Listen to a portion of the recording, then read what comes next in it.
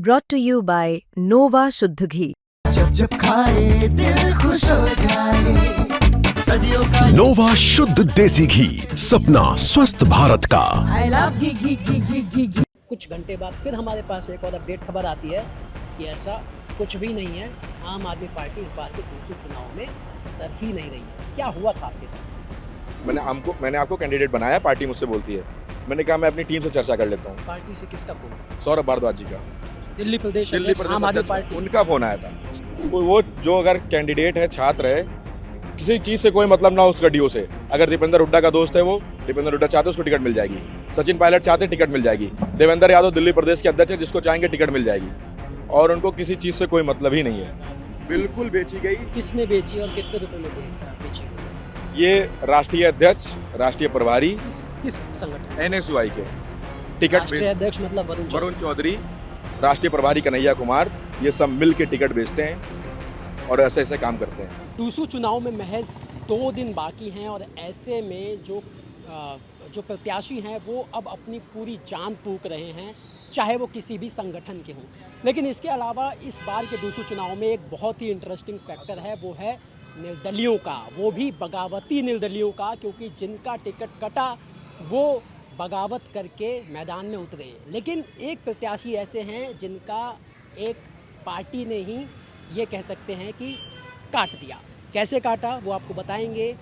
SF नाम आपने सुना होगा, आम आदमी पार्टी का छात्र संगठन। एक प्रकरण होता है दिव्यांशु यादव को लेकर कि पहले उन्हें आम आदमी पार्टी टिकट देती है, फिर अगले दिन खबर आती है कि ऐसा कोई टिकट हुआ ही नहीं। अब वो निर्दलीय उम्मीदवार के तौर पर मैदान में हैं, लेकिन क्या कुछ हुआ उनके साथ, दिव्यांशु यादव के साथ?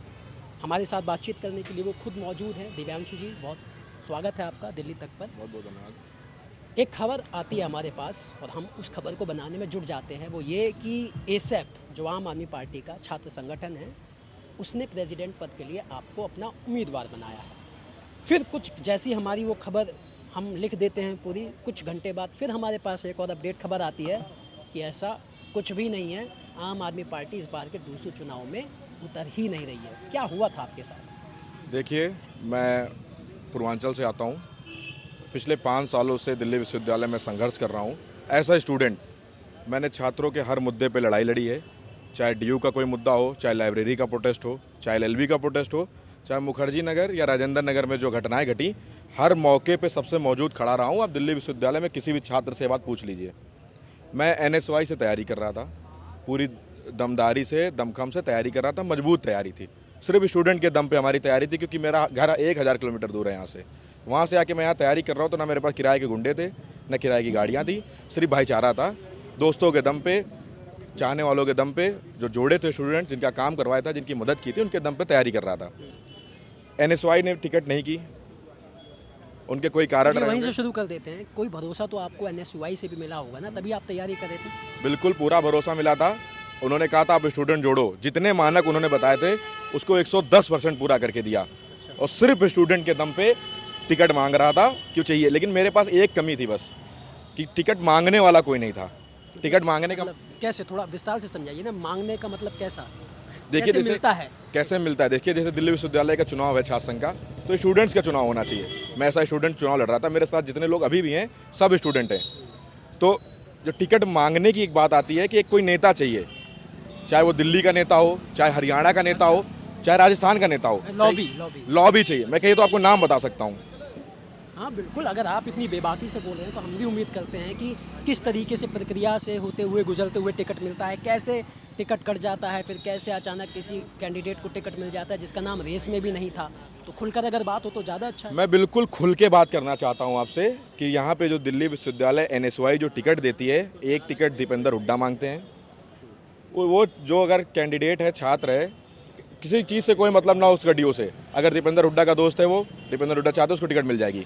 सचिन पायलट चाहते टिकट मिल जाएगी। देवेंद्र यादव दिल्ली प्रदेश के अध्यक्ष है, जिसको चाहेंगे टिकट मिल जाएगी। और उनको किसी चीज़ से कोई मतलब ही नहीं है। एक लॉबी होती है, लॉबी को जाके आप इतनी फंडिंग करिए, इतना पैसा दीजिए, तब आपको टिकट मिलेगी।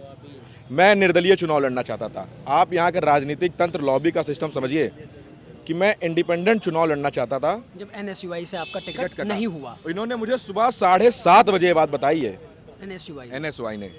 उसके बाद मैं गया, क्योंकि मेरा यहाँ संघर्ष का इतिहास रहा है, तो मुझे सिस्टम पता है DU के अंदर का। मैं ज़बरदस्ती अपना नॉमिनेशन भरने गया, तो इन्होंने मिली भगत की ASAP पार्टी के साथ, NSY वालों ने अंदर नॉमिनेशन के टाइम पे। निर्दलीय मैंने पर्चा अध्यक्ष पद पे भर दिया। मैं जब बाहर निकलता हूँ पर्चा भर के अपना, तो ASAP के कुछ पदाधिकारी जिनके मैं परिचित था, क्योंकि विश्वविद्यालय में रहा हूँ तो वो परिचित हैं, अपने आप join ASAP Divyanshu Singh Yadav, ASAP जिंदाबाद, उसके पटके, उसके बैनर लेके आ गए 50-60 समर्थकों के साथ। मैं बाहर निकला, उनके साथ मेरे फ़ोटो खींच लिए उन्होंने। इतनी मुझे कुछ समझ में जब तक आया तब तक ये काम हो गया। मैं गया अपनी टीम से बात करने उसके बाद कि कैसे क्या हुआ है। इसी शौक में था कि ASAP में ज्वाइन कैसे कर ली। आपको कोई सूचना पहले से कोई सूचना नहीं, कोई खबर नहीं। नॉमिनेशन भर के बाहर मैं नॉमिनेशन भर के बाहर निकला निर्दलीय का और यहाँ पे तैयारी कर रखी है कि ज्वाइन ASAP। ठीक है, फिर उसके बाद पता चलता है तो पार्टी ऑफिस से फ़ोन आता है कि आप चुनाव लड़ रहे हैं, मैंने आपको कैंडिडेट बनाया। पार्टी मुझसे बोलती है, मैंने कहा मैं अपनी टीम से चर्चा कर लेता हूँ। पार्टी से किसका फोन आया? सौरभ भारद्वाज जी का। अच्छा, दिल्ली प्रदेश आम आदमी अध्यक्ष, पार्टी, उनका फ़ोन आया था। अच्छा, क्या कहा उन्होंने? उन्होंने कहा कि आप आइए पार्टी ऑफिस में, आपके लिए प्रेस कॉन्फ्रेंस कर रहे हैं हम लोग। ठीक है, मैंने कहा मैं अपनी टीम से बात कर लेता हूँ। ठीक है। टीम से बातचीत कर रहा था, चर्चाएं चलती रहती हैं। तब तक खबर आती है, एक नोटिस निकाल देते हैं कि आम आदमी पार्टी चुनाव ही नहीं लड़ रही है। कमल तिवारी नोटिस भी सौरभ भारद्वाज ही बिल्कुल वही निकालते हैं। क्यों ऐसा हुआ इन कुछ घंटों में, क्या लगता है? ये एक सिंडिकेट है पूरा। जो लॉबियाँ होती हैं, ये एक पार्टी की लॉबी नहीं होती है। कुछ NSY से टिकट मांगती हैं, कुछ ABVP से टिकट मांगती हैं। ये पहले ही तय कर लेते हैं किसको जिताना है, किसको हरवाना है। उसी लॉबी में से किसी ने अप्रोच किया। एक जो कैंडिडेट है मेरे सामने, जो चुनाव प्रचार कर रहा है, चुनाव लड़ रहा है, उसके पिताजी की क्या हैसियत है शायद आपको पता हो। रॉयल ग्रीन कंपनी का मालिक, 17,000 करोड़ का मालिक, शराब माफिया चुनाव लड़ रहा है मेरे सामने। उसी ने सारी लॉबिंग की सेटिंग की कि इस आदमी को पूर्वांचल से आता है, तैयारी कर रहा है, इसको दबा दो हर तरीके से। इसीलिए मेरी टिकट नहीं होने दी। पहले निर्दलीय चुनाव लड़ रहा था, तो निर्दलीय चुनाव लड़ूंगा और जीतूंगा, तो चुनाव ही न लड़ पाए, प्रचार न कर पाए, इसलिए ASAP का प्रकरण करवा दिया। सोचिए कितनी पहुंची हुई लॉबी है यहाँ पे। तो आपका तो तय था पहले से निर्दलीय चुनाव लड़ना, लेकिन आपका समय खराब किया गया इस प्रकरण को करवा के, ये ऐसा आप आरोप लगा रहे हैं। बिल्कुल। चलिए, अब तो आप चुनावी मैदान में हैं, निर्दलीय मैदान में, तो क्या कोई ऐसा आपके पास कोई लालच या फिर ऑफर आया? क्योंकि आपको मजबूत कैंडिडेट माना जा रहा है ना, अगर आपके साथ ये हेन तेन प्रकरण करवाया गया तो मतलब आप मजबूत कैंडिडेट हैं। तो क्या कोई ऐसा ऑफर, लालच किसी भी पार्टी या संगठन की तरफ से, भाई दिव्यांशु चुनाव से पीछे हट जाइए आप, ऐसा भी आया क्या? डेली ऑफर आता है मेरे पास। डेली सुबह शाम फ़ोन आता है कि आप इतने पैसे ले लीजिए, चुनाव प्रचार मत करिए, अपनी टीम दे दीजिए। डेली मेरा फ़ोन उनके पास है। अभी मैं फ़ोन दिखाऊंगा तो अभी भी मिस कॉल्स पड़ी होंगी कि आप चुनाव प्रचार मत करिए, आप पैसे ले लीजिए, आप बैठ जाइए। डेली इस तरह से दबाव बनाया जा रहा है। मतलब करीब 40 लोगों ने फ़ोन किया होगा मुझे और मेरी टीम को अलग अलग तरीके से कि आप प्रचार ही मत करिए, आप बैठ जाइए। लेकिन हम लड़ने वाले लोग हैं, चुनाव प्रचार करेंगे और लड़ेंगे। किसी के अंदर कोई हिम्मत हो कर लें। अकेला हूँ यहाँ पे, डरता किसी से नहीं हूँ, क्योंकि मैंने गलत नहीं किया है। छात्रों का समर्थन है और चुनाव लड़ेंगे और जीतेंगे, चाहे जितना दबाने की कोशिश करें, चाहे जितना धमकाने की कोशिश करें, चाहे जो साजिश कर लें। ये सिर्फ मनोबल तोड़ना चाहते हैं, लेकिन हमारा मनोबल मजबूत है, हम चुनाव लड़ेंगे और जीतेंगे। अच्छा, इससे पहले आपने कहा कि NSY से आप तैयारी कर रहे थे, तो कब आप जुड़े NSY से? क्या आपका पॉलिटिकल करियर रहा? बहुत अगर संक्षेप में आप बता पाएँ। और एक सवाल उसके साथ ऐड ऑन ये है कि जब मान लीजिए कि बहुत सारी चीज़ें होती हैं ना, कई सारे और भी नॉमिनेशन भरे गए NSY की तरफ से, लेकिन सबका टिकट नहीं हो पाया। जैसे उमांशु लांबा भी हैं निर्दलीय मैदान में, और भी हैं जो बैठ गए, है ना। जैसे बहुत सारे नाम हैं, अभी मेरे जहन में नहीं आ रहे, लेकिन बहुत सारे हैं कि जो मान मनोबल करके फिर बैठ गए, पहले बगावती सुर अपनाए, तेवर अपनाए, फिर बैठ गए।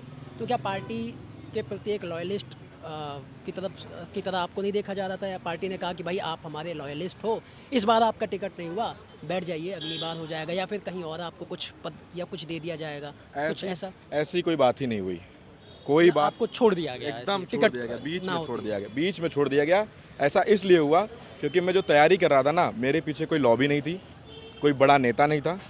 जो बड़ा नेता नहीं होता, एक टिकट मांगने वाला, टिकट खरीदने वाला आप कहिए, कि टिकट खरीदेगा, जाके टिकट मांगेगा। अरे जब छात्र संघ चुनाव है, छात्रों का चुनाव है, मैं तैयारी कर रहा हूँ, मेरे साथ छात्रों का सपोर्ट है, मेरे साथ स्टूडेंट्स हैं, तो आप मुझे टिकट दो ना, कि कोई मांगने आएगा टिकट मेरी। मतलब आप अगर इनडायरेक्ट वे में ये कह रहे हैं कि टिकट जो है वो बेची गई? बिल्कुल बेची गई। किसने बेची और कितने रुपए में बेची गई? ये राष्ट्रीय अध्यक्ष, राष्ट्रीय प्रभारी, किस किस संगठन? एनएसयूआई के टिकट राष्ट्रीय अध्यक्ष मतलब वरुण वरुण चौधरी। चौधरी, राष्ट्रीय प्रभारी कन्हैया कुमार, ये सब मिल के टिकट बेचते हैं और ऐसे ऐसे काम करते हैं। अच्छा, थोड़ा बैकग्राउंड बताइए अपने, कहाँ से आते हैं आप, और कॉलेज छात्र राजनीति में कब से जुड़े, कब आपका दिल्ली आना हुआ, बहुत शॉर्ट में अगर आप बता सकें। देखिए, मैं पूर्वांचल की धरती से आता हूँ। पूर्वांचल में कहाँ से? मेरा घर लखनऊ है और नानी का घर भभुआ बिहार कैमूर में है। मम्मी मेरी वहाँ से है।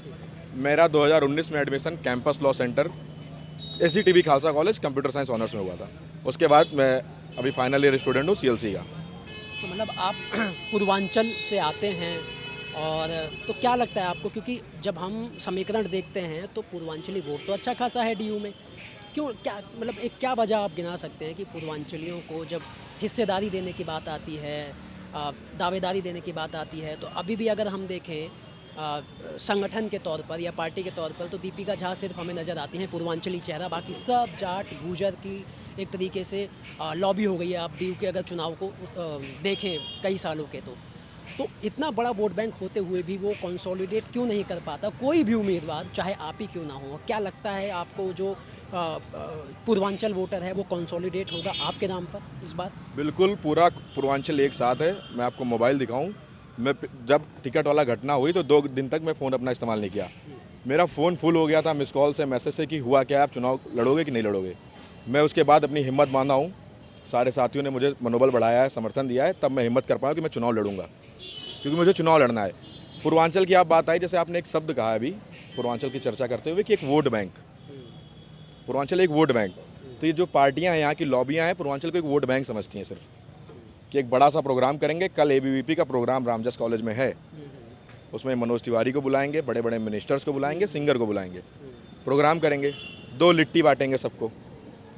जब ये दरी बिछवाते हैं, पोस्टर बैनर लगवाते हैं पूर्वांचलियों से, टिकट देने की बात आती, तो टिकट सिर्फ एक कारण है टिकट ना देने का, कि हमारा घर यहाँ से 1000 किलोमीटर 500 किलोमीटर दूर है, हम यहाँ पढ़ाई करने आते हैं, हमारे खून में राजनीति होती है, गलत होते हुए देख नहीं सकते, तो हम अपनी बातें आगे रखने लगते हैं, चर्चा करने लगते हैं धीरे धीरे। क्योंकि स्टूडेंट 12th क्लास के बाद आता है ना दिल्ली विश्वविद्यालय में, तो उसको समझने में, रहने की समस्या, खाने की समस्या, पढ़ाई की समस्या, घर पे जवाब देने की समस्या, सारी चीज़ें होती हैं। तो धीरे धीरे जब तक बच्चा सीखता है, तो ये पहले दिन आएंगे, अलग अलग लॉबियाँ हैं, NSY की अलग अलग लॉबियाँ हैं, AVP की अलग अलग लॉबियाँ हैं। तो कोई कैंडिडेट, कोई छात्र, कैंडिडेट तो इनके होते हैं ना, हमारा जैसे पूर्वांचली छात्र होता है, कैंडिडेट तो होता नहीं कि वहाँ चुनाव लड़ने आएगा सीधे यहाँ पे।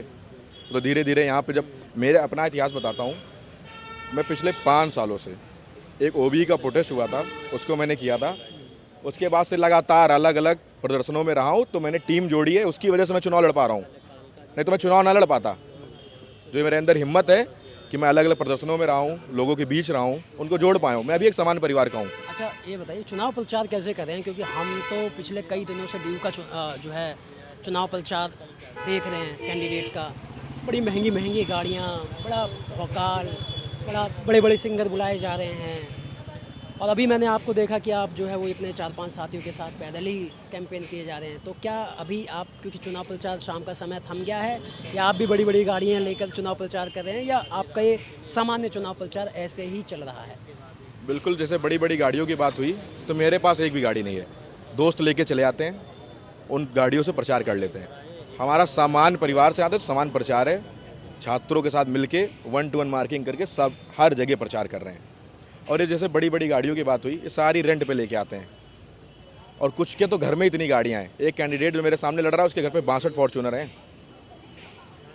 इन लोगों को छात्रों के मुद्दों से कोई मतलब नहीं है।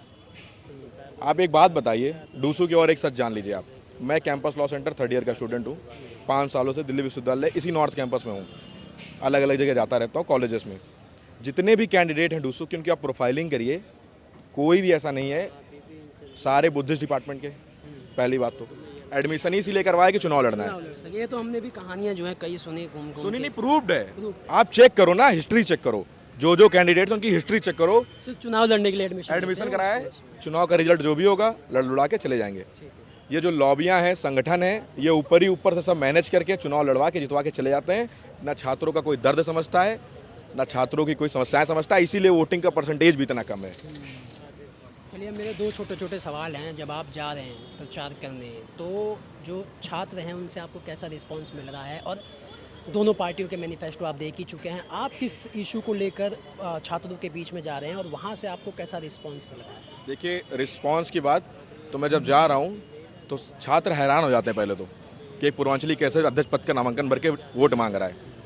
उसके बाद वो खुश होते हैं कि कम से कम कोई भाई है जो हमारे लिए लड़ रहा है। तो बहुत ही पॉजिटिव रिस्पांस है।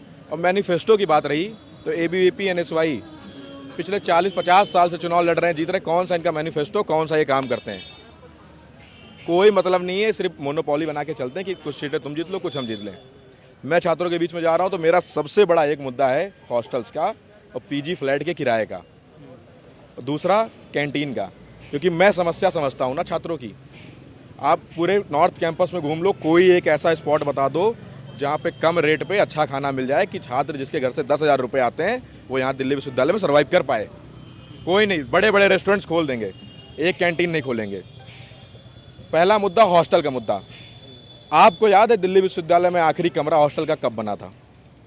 मैंने भी समस्याएं सुनी कि बहुत मारामारी है हॉस्टल्स के लिए। तो हॉस्टल है ही नहीं, ना नया बनाते हैं।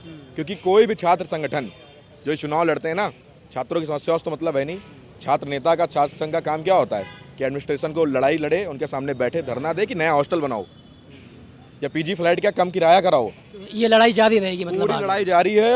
और मैं कह रहा हूँ, अगर मुझे छात्र संघ में बैठाते हैं, जितवाते हैं सब समर्थन से, तो 30 दिन के अंदर अगर नया हॉस्टल VC से साइन करवा के नहीं बनवा दिया तो आर्ट्स फैकल्टी गेट नंबर 4 है, वहाँ पे बिस्तर लगा के सोऊंगा, तब तक सोऊंगा जब तक हॉस्टल नहीं बन जाता।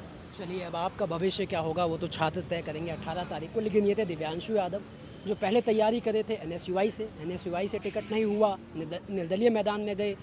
फिर ASAP की तरफ से इनको ऑफ़र दिया गया, इनको जानकारी भी नहीं थी। उसके बाद वहाँ से भी इनका टिकट नहीं हुआ। उसके बाद फिर एक बार निर्दलीय मैदान में है। और देखना ये होगा कि अब छात्र जो है वो इनके संघर्ष को देखते हुए, जो संघर्ष की कहानी इन्होंने बताई,